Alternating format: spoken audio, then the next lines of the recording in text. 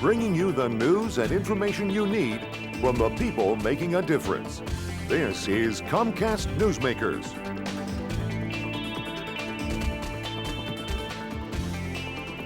Hello and thanks for joining us. I'm Laurel Hess and this is Comcast Newsmakers.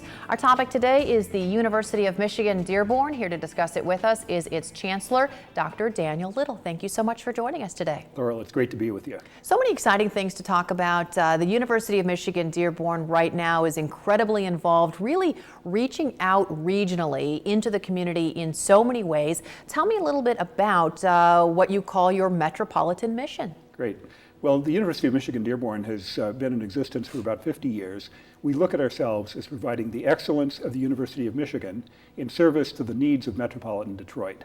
And we have a faculty, but a student body and a body of staff who are very committed to improving the quality of life and other parts of economic development and civic development here in Southeast Michigan.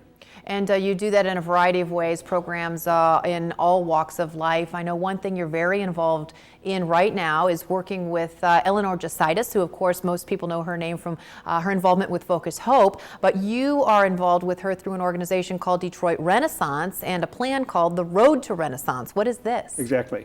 The Road to Renaissance is just a terrific effort which is very focused on finding practical steps that can be taken in the next 2 to 5 years to improve economic conditions and the development of Southeast Michigan. The part that Eleanor and I have been co-chairing is called the Talent Team, and it's involved in trying to increase the total percentage of young adults in the region who have a college degree. And keep them here, so you send them to UM-Dearborn, you get them educated, and then you need to keep them here and get them a job, correct? Exactly right. One of the things that we know is that in the state as a whole, a lot of young people are getting their education and leaving. Some of the universities, UM-Dearborn included, have a very high retention rate. Something like 80% of our alums are still in the area, still contributing to their metropolitan communities. And we would like to keep that percentage high.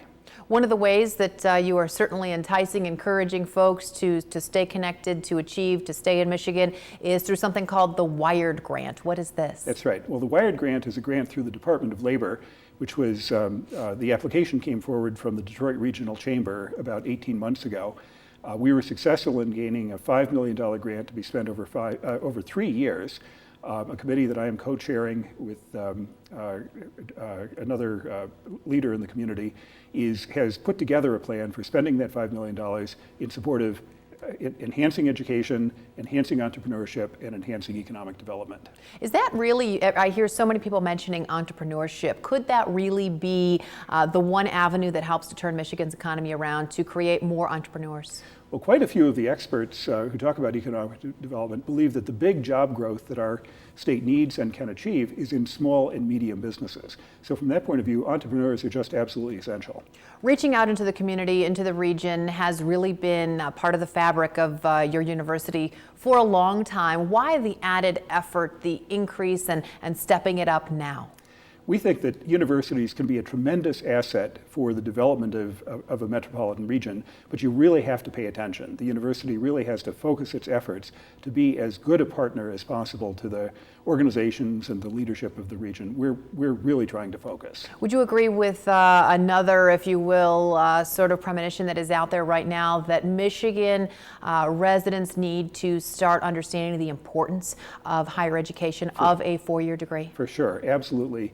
The surveying that's been done shows that the people in the state of Michigan don't yet understand as fully as they need to that a college degree, either a community college degree or a 4-year degree, is really an essential part of their own personal economic futures, but also the future of their region. And I always have to wonder how much the cost of higher education plays into folks not attending college. But if you pick a college like a local University of Michigan-Dearborn, it's so much more affordable than certainly we don't want our Michigan high school students going out of state for their higher education. Exactly right. And I know that all of the universities, the public universities in the state, are paying a lot of attention to access, even as tuitions have gone up in the past 5 years. But we are also, all of us are paying attention to having the financial aid and scholarship resources to make it affordable for our low and middle income students as well as our affluent students to come to the campus. Good news. Thank you so much for joining us. Great. Thank you. Today's Comcast Newsmaker was the Chancellor of the University of Michigan-Dearborn, Dr. Daniel Little.